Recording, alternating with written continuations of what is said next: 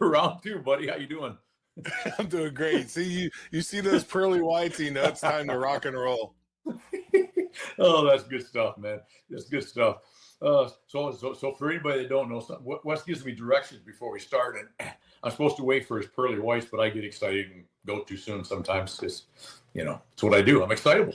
What can I say? Well, this is an exciting episode. Not only are we on our rack and stack today, we're on our second person, and this is one of the people that we have actually brought back for the more than one episode. So that means that they either screwed up the first time, as you would say, or they're so great we had to have them back. She's definitely the latter. She is the latter because Vicki O'Neill did not screw up the first one. She did not disappoint, and it was so good that we're actually remiss in being this long. But there's an exciting reason why we waited just a little bit, because she's going to talk about a book or two that she's been involved with, along with everything else she does. So we're going to bring Vicki O'Neill. She's a YouTube strategist, or in my world, a guru, because I like to say guru. But I learn a lot from Vicki, and I'm not going to tell her this because she'll get a big head, other than she's probably hearing it right now. But anyway, I learned a lot from Vicki and a lot of the short form video stuff that I do. And I've learned a lot of that from Vicki. She's probably going to bill me now. But anyway, that's all right. If she bills me for that, I'm billing her for being on the show, and it'll be evil, right? Right. So let's go get Vicki. All right, let's go get her. Because you got a beautiful orange shirt still for Halloween. But anyway, well, I'm wearing my flag shirt. It's Veterans Day. We got to love our veterans. Oh, is it? Okay, I couldn't see that. I'm blind. Yeah. Sure. Yeah, right. It is Veterans Day when we do this. So God bless America and God bless the vets, buddy. I agree. Yes, indeed. Yes, indeed. Well, let's get Vicki on here. Let's do it. All right, buddy. All right. Bye-bye.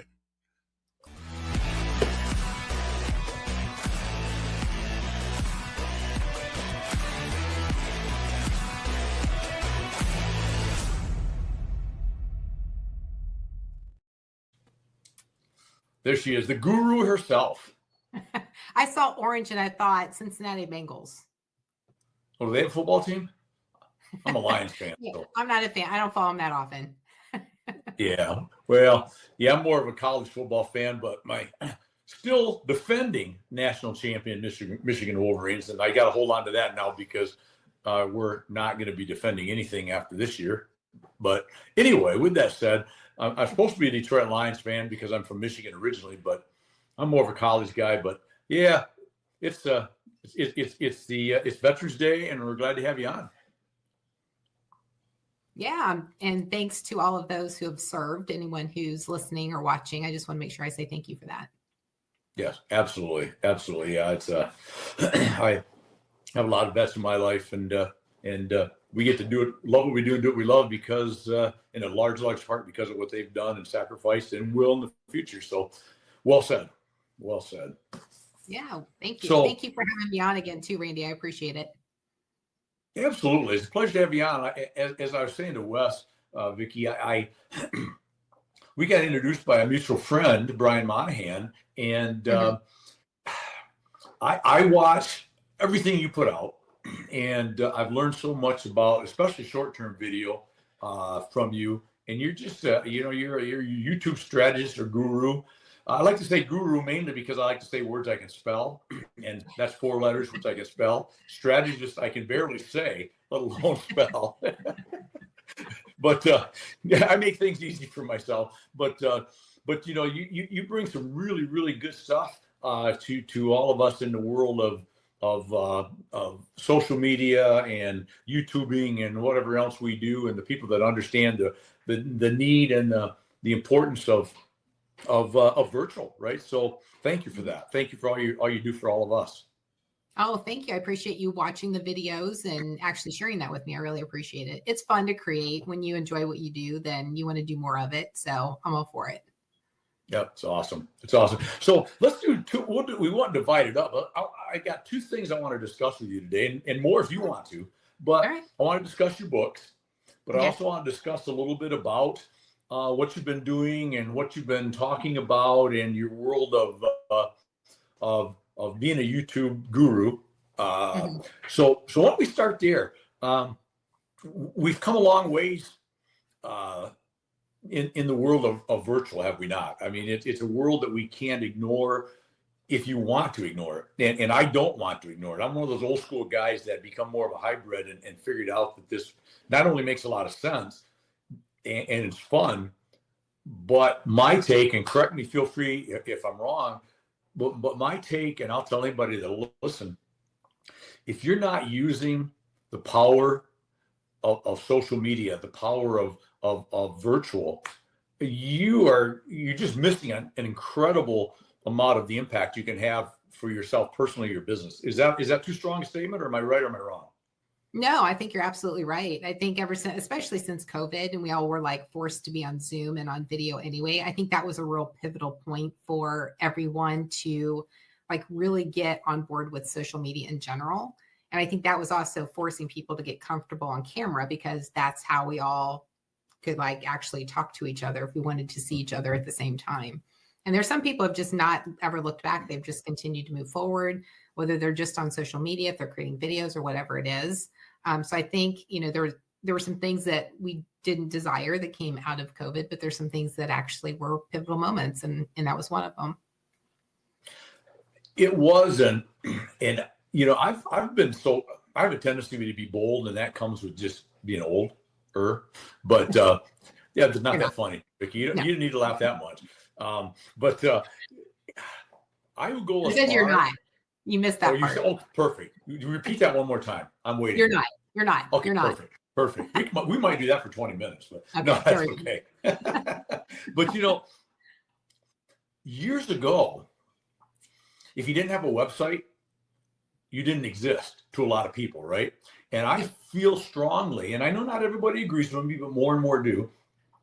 And I'm sure where you're going to fall on this, but again, you don't have to agree with me. But if you don't have a presence on social media, and a pretty strong presence, you don't exist to a lot of people. You're just going to get missed. You're going to get missed by the people, and doesn't even have anything to do with whether you're better or worse at your job, your business, your whatever you're doing. It's all about visibility equals opportunity, right? And if you're not out there talking to people, letting people know what you're doing, letting them get to know you, you're going to get bypassed by somebody that may not have as much to offer, but they're not offering anything. Yeah, I agree with that. And I think, so two things on that. You're a great example of like being the road warrior, right? So you're all about like keeping connected with people by being in person, staying connected with people. And I think that is a really good approach for business, if that's your personality and if you like to do that sort of thing. But then there's some people who just prefer to be at home, introverts like myself, where I get most of my energy. I love talking to people, but it's like I just need that time to myself as well to like, kind of regain my energy and just kind of like focus inward versus outward. And so I think that's a really key point. And, if you're going to have your own business, or if you're working for another business, social media has become a really critical point for staying in front of your existing clients to keep them, but then also attracting new clients and also exploring other platforms. If you're just on LinkedIn, explore Instagram. If you're just on Facebook, explore YouTube, explore different opportunities, because things have changed. And you might agree or disagree. So let me know, which side you fall on. But most people, and I'll say all people, I'll kind of put myself out there and say all people are not spending their time on one platform. So if you're putting content on LinkedIn because that's where you think your clients are, that's great. But they're not just spending 100% of their time on LinkedIn. They're probably on TikTok. They're probably on Instagram Reels. So there's different places that you have to explore and just be open to the possibility of expanding. I agree. No, I agree 100% with that. And especially over the last several months, I've been much more active on TikTok than I used to be, because being a bit of an old schooler, I thought TikTok was strange, funny, weird, and goofy, and you danced with goats and did weird stuff, right? But once I figured out the two reasons, I agree 100% with what you said, because what's the worst case? Then your client, customer, friend, or potential will just see you numerous times if they happen to be using all the platforms. And that's not a negative. The positive, like you said, is what if they only go to TikTok and they never go to Reels and they never go to LinkedIn, or hardly ever? You don't want to miss those opportunities. And I also think, and I love your view on this, the different platforms I share some of the same stuff to all of them, but I also try to be LinkedIn oriented. If I'm going to do LinkedIn stuff, that's more of a business platform. It's not TikTok. Nobody likes that there. Nobody wants that there, right? Mm-hmm. But at the same token, I think that TikTok allows you, for example, to show a different side of yourself, a funnier, friendlier, quirkier, more personal side that I think in the world of business, people want to see too, right? Yeah, absolutely. And that's the thing with TikTok, is that the platform was built for a different, I want to say, maybe mindset or a different purpose. Like LinkedIn seems to be more serious, more business, more professional, more B2B, which is what it was intended for. Now, of course, you can show your other side. You can show some humor, incorporate that into your content, but it's not something that you can do there all the time, or else people are going to be like, this isn't Facebook, this isn't Instagram. Right. I mean, you can do what you want, right? But you're going to just start to get some of that pushback. Whereas TikTok, like you said, it allows you to show a different side of you, because not any one of us are 100% professional. You know, we all have families, we all have friends, we have a different side of ourselves that really our clients and people that want to work with us, they want to see different sides of who we are. And that's what connects us, not what you know, it's how you deliver it and the type of person that you are, and whether or not, you know, you're actually going to, you know, jive with them, or you've got, you know, the same energy as somebody else. And it's important to demonstrate that. So I think if you're going to be on LinkedIn, then you should be on TikTok at least, so you can show the two different sides of, you know, who you are, the fun and the professional. Right. I agree. So obviously, I say obviously, I think YouTube is your go-to. That's your star platform. And let's talk about that a little bit more. But so I'm going to tell you, I use LinkedIn a lot. I do Facebook, I do Reels, I do Instagram, and I do TikTok, and I do some stuff on Thread, even though I don't really, Thread just never seems to have taken off much, at least from what I've seen. But is that enough? Is that too much? Does that make sense from you as a professional? Yeah, I think it makes sense. I was watching a video that Gary Vaynerchuk, he was doing like you know who he is, right? Oh yeah. Yeah. I usually think that people do, but I always like to ask the question first. But he was doing a like a 1 hour presentation to, I don't even know who the group was, but I watched the entire video because he was talking about social media marketing in 2025. And the one thing that he mentioned where I was just like, I just don't know how I can get on board with this. He's like, if there's one thing and he was talking to everybody in the crowd, he's like, if there's one thing that you do when you walk away from today to make a difference in your business so that you can stand out, every single day, create a short form video, and every single day post an image. So he was saying on all the platforms, and I should take that back. He said 5. It was like LinkedIn, Facebook, Instagram, TikTok, and YouTube Shorts. And he was just like, Snapchat's kind of making a comeback in some area, but I didn't pay attention to that. But in all those places, you do need to be posting content. Now, granted, before anybody pushes back, he has an entire team dedicated to each one of those platforms to help him curate the content. He's obviously the face of the brand, so he's recording it. And he's got somebody else doing the work for him.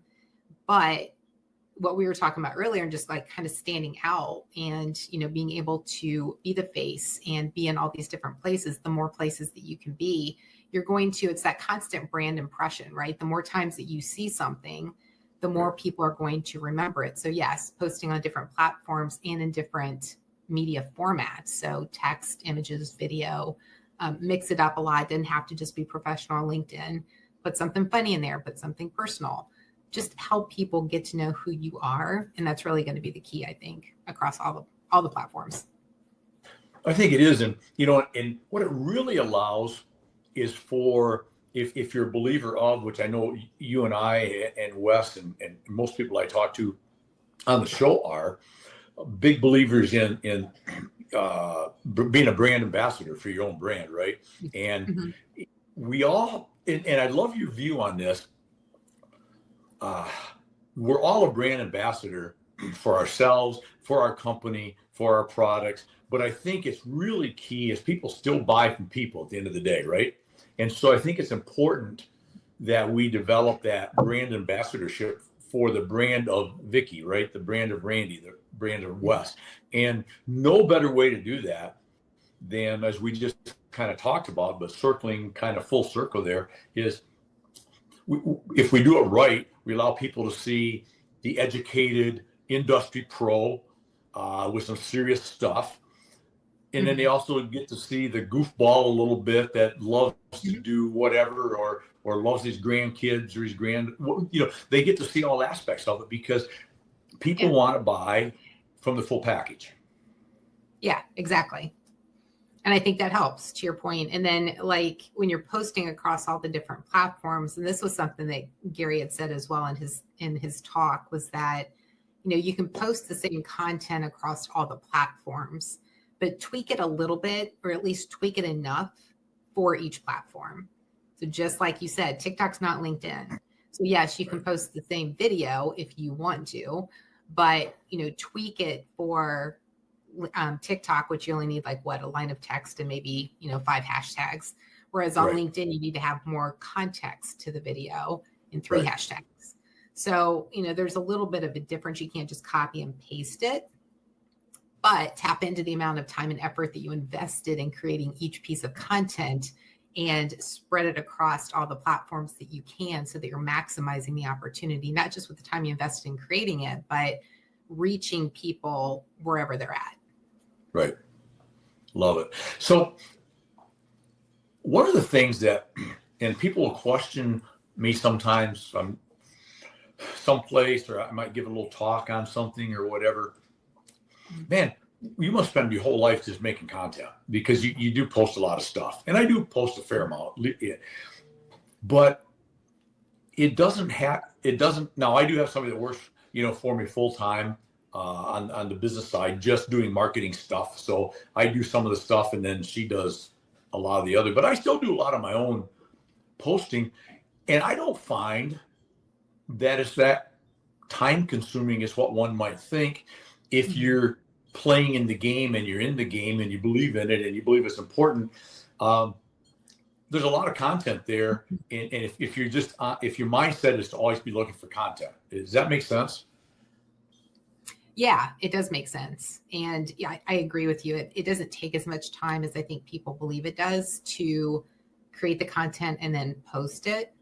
I think, and this is something that I struggle with sometimes too, is that, and I've done it before. So I've tested it on my side where I post every day on LinkedIn. And it seemed like with each post, it got less and less reach. But if I post 3 times a week, maybe 4 times a week, and I leave some time in between each post, then they seem to perform better. So I'm not sure what the right thing to do is there, because it's all about, if I'm going to create it and share it, I want to help as many people as possible. And if doing it the quantity back to back every day is going to limit that, maybe it's just, maybe my content's just crap. Well, it could be, but I don't think so. It could be, yeah. I don't think so. So before we get excited, I do want to talk some stuff about YouTube, and then I want to talk about your books. But the YouTube, you're a fan of shorts. I know you're a fan of shorts. I love shorts. Yeah, they're killing it right now. Yeah. I mean, would you still do anything? I don't think you're anti-longer version, but I think you can take longer version and convert them into a bunch of shorts, and you'll get better play, right? Oh yeah, absolutely. You just have to plan that ahead of time, so that when let's just say that you're creating a video like this video right now, we're just talking off the cuff, and we could still create the clips, but it's going to be, I guess, because we have different topics, it'll be easier. But if you're just talking about one long thing without having definitive stopping points where it'll make sense to create the clips, it might be a little bit more challenging. But it's definitely something that you can use, something like Opus Clip or something, automate it for you, where you don't have to spend the time to figure out what are the clips going to be, have AI do that work for you. Yeah, but I'm a fan of doing the longer form just because it's got a longer shelf life, and I'm all about creating content that's going to live on longer. The shorts can, but it's a little bit more challenging. They seem to be more shorter term Gotcha. content. So I'm a fan of doing both. Yeah. And I think both make sense because, the funny thing with me being, and you were so kind, so older, is that I've even found myself to be this swipe left kind of guy, right? And I find if I'm watching TikTok and I'm interested, I'm like, I think I'm interested, but literally 3.5 seconds in, I'm going, hurry up, because I'm already wanting, and I've become this 7 to 14 second guy, or I'm already losing my mindset. And that's not normal for probably my demographic. We're probably, we are so people that read, that used to read 400-page novels, right? I know that's a novel idea in today's world, but so we had the longer term mindset, right? But I found that I've even become one that I have literally. So I want to talk about this for a minute, about the timing and the hook and what we need to do, because believe me, I want to know what they're going to say because I think I'm interested. But you're like 7 seconds in and I already am not interested. And I literally know that there's 17,000 more hours of this to watch, of something, right? I'm just moving on. So and that's a danger, right? Yeah. Well, it's if you're not going to, if that first, in a short form video where it's less than 60 seconds, or on YouTube now, they changed it October 15th, where your YouTube shorts now are up to 3 minutes. But for the sake of simplicity and commonality across all the platforms, we'll say 60 seconds. But within those first 3 to 5 seconds, if you haven't captured someone's attention, they're going to scroll. So it doesn't really have anything to do with our attention spans. It has something to do with the content that's being created and how they're creating it. Okay. So that just means that piece of content wasn't interesting enough to capture your attention in the first 3 to 5 seconds. And you said, hey, I'm going to stay 7 seconds and then I'm out because it's still not capturing my attention. So you gave them more grace than you should have. Got it. From now on, that's it. I'm going to set a timer. I'm going to have a little timer. I'm going to hit it every time. You're like 1, 2, 3. Next. That's it. I'm going to do it. I'm going to do that to yours now too, just to prove a point. No, I won't. Oh, there you go. Good. No, yours for 3 to 5 seconds. Yeah, there you go. So it is important to whatever you want to call it. The hook gets used a lot, but it's important. Obviously, you better be. Let me back up. I remember, I think somebody told me this once when I first started doing more virtual and started. I would be awful with, and somebody said something to me once, and it made a lot of sense. I would get on, and the first thing I would do is say, hey, it's Randy with Source One Marketing. I buy from Randy.com, blah, blah, blah, blah. And somebody says, they're watching your video. They already know who you are. By the time you get to tell them, pardon? Yeah. So that's probably me. I tell people that all the time. I'm like, you don't need to say who you are. They're there because they that might have been you. That might have been. But if it was, we're going to say it was you because nobody else is going to claim it. That was the best advice I ever had, because I was literally twice the length of time at minimum that you're going to be willing to give me.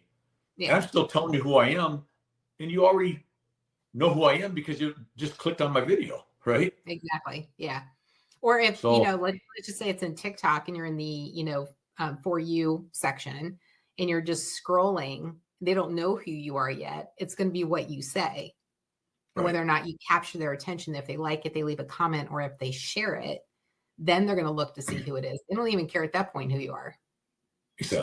Makes sense. Love it. Yeah. So YouTube, your all-time favorite. It is. Shorts is important, obviously. How much value should we put in when we're doing YouTube content to remembering that it's the largest, if not the second largest, search engine, right? It's more than just a place. It's more than just a place to go watch some educational or funny videos, right? It truly is a good search engine. So how important is that when we put together content on YouTube? Yeah, it's really important when it comes to YouTube for that reason, because they're the second largest search engine and they're owned by the first largest, Google.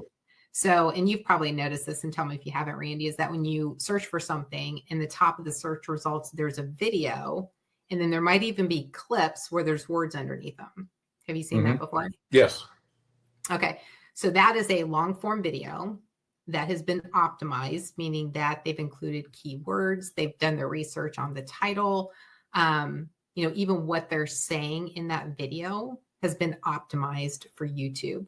And then those clips underneath it, they've added additional keywords for those clips. And those are chapters, which are just, if you look at your entire long form video, and we'll use this video as an example, one chapter would be the intro. The second chapter would be social media, because we talked about the different social media. Third chapter might be YouTube, so you look at the different sections and those are called chapters. And so how you label those chapters can be optimized as well with the keywords. So if I'm looking for, a video where somebody's talking about, social media content, how frequently I should post, I'm on Google because I don't know where else to start. I'm just starting there because it's normal. And I type it in, I see this video, and then one of the clips says social media content frequency. And then so I tap on that and it goes to that section of the video. So there's so much, there's a lot to creating videos on YouTube.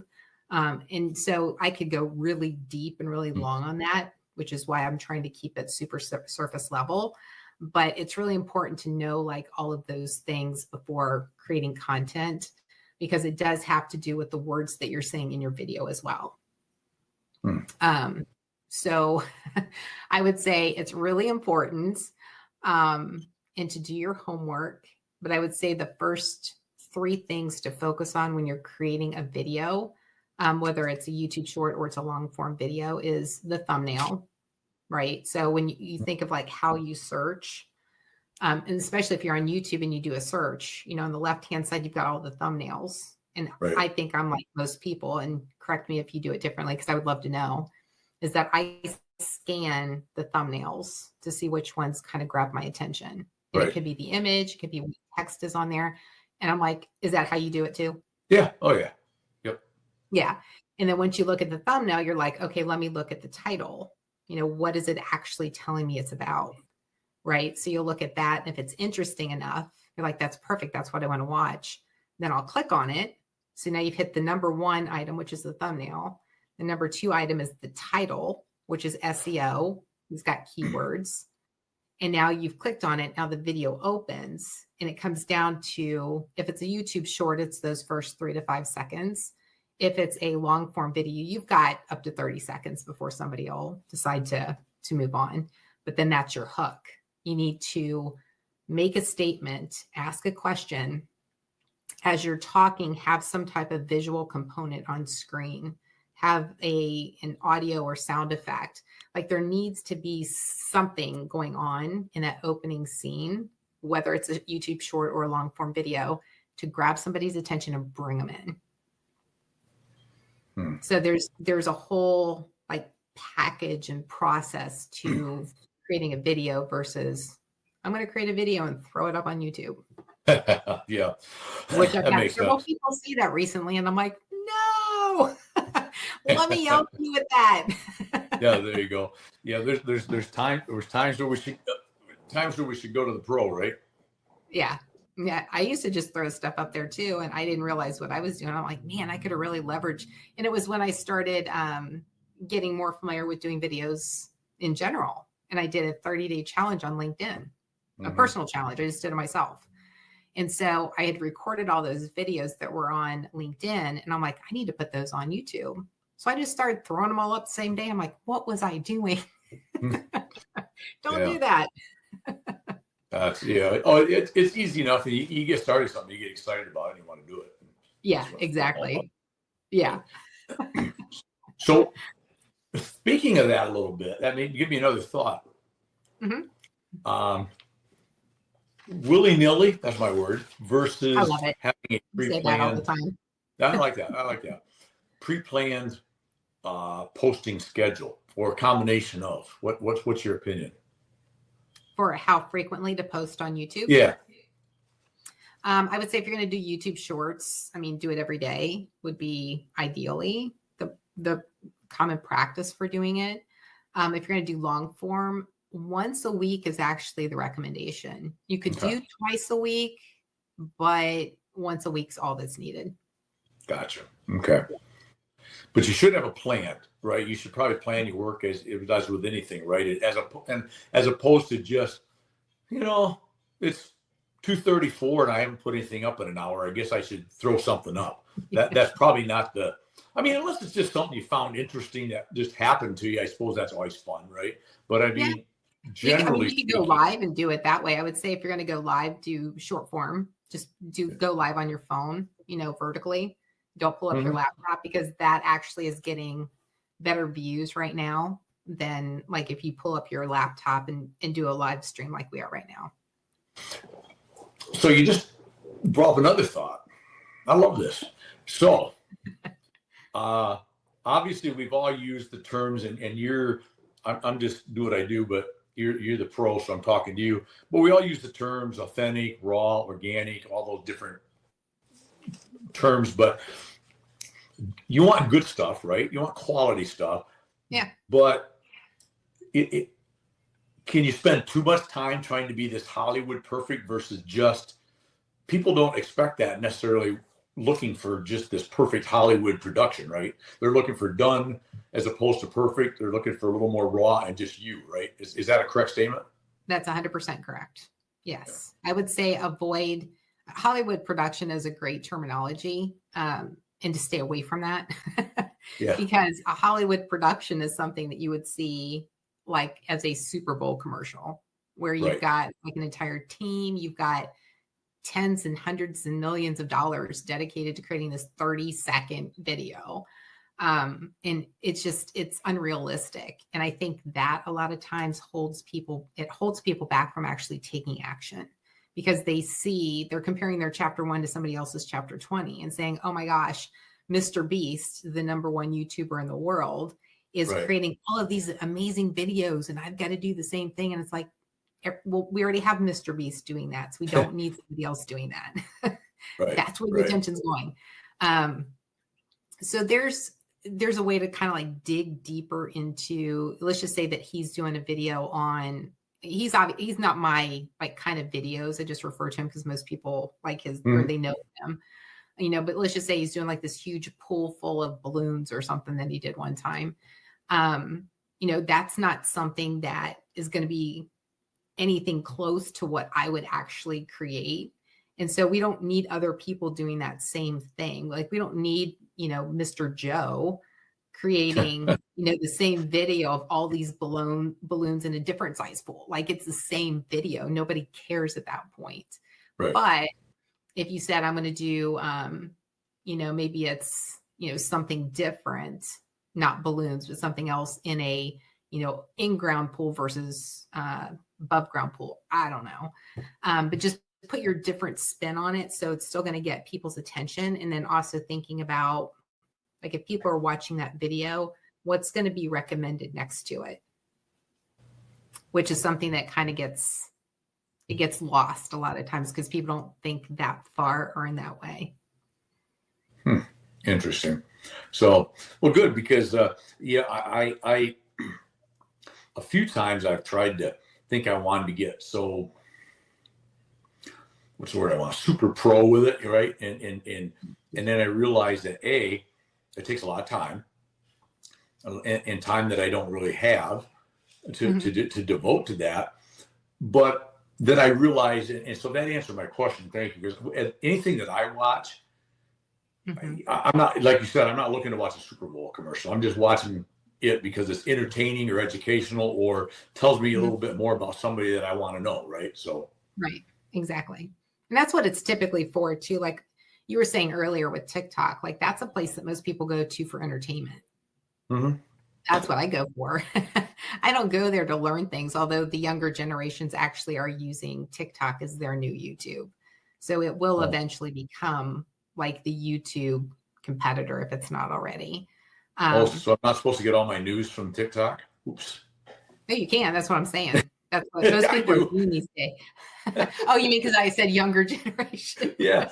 You already said that you're different. I get that. I'm different. That's a good way to say it. Yeah, I prefer to get my news from TikTok instead of CBS. So not that I'm down on CBS. I just use them. So don't get mad at me, I think CBS. it's better because you're getting it from the people perspective. I love it for that reason. I like don't that. like the news because it's too, I don't know. Let's just not go down that path.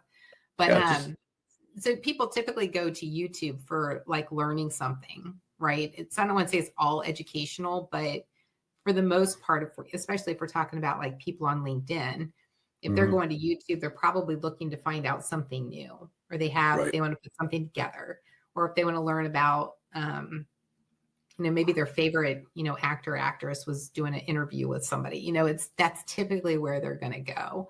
Right. So you kind of have to think through, like, again, we talked about this earlier, where your ideal customer is spending time. They're not just on one platform, they're in multiple places. And until you can figure out like where they're spending that time, where it comes to sharing the content and then really, looking at the analytics to see what's working, what's not working. And that's going to help you identify where they're spending the most time. Makes sense. So let's talk about your book or books. You've been doing some writing. Yeah. Well, co-authoring. Right. So they're like one chapter each one. Oh, that's okay. Hey, Yeah. So tell me about how that went, what it's about.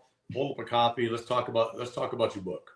Yeah. So the first one that came out was called Radical Freedom. Okay. This was a book that was part of a series, but I was in this particular book, which was all about freedom. All of the series are called Radical something. So this one was more about, it was focused more on video and just how, like, kind of getting that freedom of being on camera. So I talked a lot about how I was when I first got started with video, how I wasn't shy, but I was looking for perfection. Because when I created my first video on YouTube, which was the first video, it was back in 2011. So we didn't have all of these apps, and we didn't have all these capabilities of editing ourselves and making it super simple. It was all about like creating a video and sending it off to a video editor and having them work their magic. And so I was like, I need to make this perfect. And I spent it had to have been the majority of my day trying to create this perfect video that ended up being 1 minute, 20 seconds.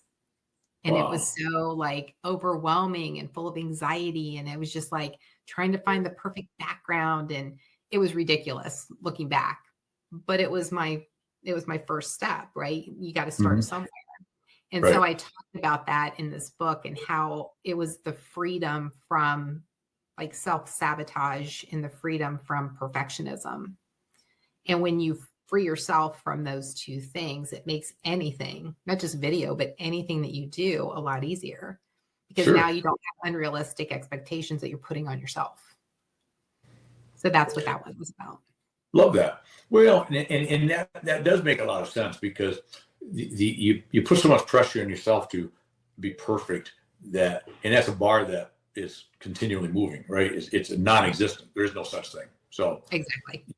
I didn't realize that at the time, and I've accepted that over time. Yes. I've never been perfect, but I just never accepted it. Now I accept it. Now I'm pretty happy with being imperfect. It's amazing when you realize that when we're not perfect and we just accept ourselves as we are, how much happier we become. Exactly. So that book, is that available on, how do they get a hold of it? Yeah, they're both available on Amazon. Okay. So you just look up, Radical Freedom, and it's that blue cover. And then I did the second book, which is a co-author. I did one chapter in each book. And this one's Unstoppable. The fourth one, they've done 4. And this one was more of kind of a little bit of my backstory, which was a little bit more emotional. So I'm not going to go too deep into it, or else I'm going to start crying, and we're not going to do that here. Okay, fair enough. But it was it was just about kind of overcoming not overcoming, but so when you're on video, you're on video. It doesn't matter what's going on behind the scenes. You could sometimes have to put on, your actor's hat and put on your face and act like nothing's going on. So a lot of what I was going through, I was talking about the struggle of still having to show up on camera and still be a video coach. And meanwhile, my life's falling apart. So it was just kind of talking through how I managed through that. So it was interesting. It was writing it too was also somewhat healing, because it's just, it's something I hadn't really thought through everything. And as I was writing it, I was just okay. And so I was kind of working through things as I was writing it. That makes sense. Yeah. Yeah. Well, that's awesome. That's awesome. Yeah. So both available on Amazon. And, Both of them, yes. Yes, perfect. Perfect. Yeah. So what else? Well, final words. You've been very kind with your time. I appreciate it. I love conversations with you about video. And like I said early on, and I'll recommend anybody catching this whenever, follow Vicki. If you're interested in doing video, you do some coaching and some working and some, I mean, you're open for business, is what I'm saying too. So if people need some help with different things, I'm assuming you take a client or two, right? Yeah, I can. I've actually got an 8-week program that I'm starting in January. So I am actively open for anyone who wants to apply for one of those positions to go through this program. I would love to have them. Awesome. Perfect. Yeah. And they can follow you on LinkedIn that we're running across the bottom of the screen, and YouTube. And like I said, Vicki, I learned so much from you, and I appreciate it, and appreciate your friendship, and appreciate you jumping on and chatting today. Yeah, thanks so much, Randy. I always enjoy our conversations, and I really appreciate you opening the video up to me, like talking with your community too. That means a lot to me that you trust me to come in front of your community. So thank you. Absolutely. I appreciate you. You got it. You too. Hey, thank you so much. You have a great day. Okay. Thanks. You too. All right. Cheers. See ya. All right. All right. Well, again, just another one of those days of talking about, you've probably noticed, and if you follow me at all, there's several things I really love. And one of them, outside of the family and all those things, right? But is I love everything that has to do with the post frame metal roofing industry. But I also love the sales and marketing world. I love the brand ambassadorship world. Easy for me to say. And I love the what virtual and all the social media can bring to all of us as we move forward. And I said it earlier, and I'll say it one last time, then I'll get out of here. If you're not doing it, reach out to people like Vicki. They're pros, and they know what they're doing, and it's not that hard. I'm just a little farm boy growing up and figured out that you can do some of this stuff and really make a difference in what you do and a difference in getting your message out. So give Vicki a call, give her a text, give her a DM, buy her books. And for now, I'm going to get out of here because we're on Rack and Stack Day, and we're going to go do one more. So just, again, loving what I do, doing what I love. And, we only go once a time in this big old planet Earth. Whatever happens after that, we're waiting to see. But live it, love it, own it. And why I had to go make today your best day ever. Till tomorrow. Let's go.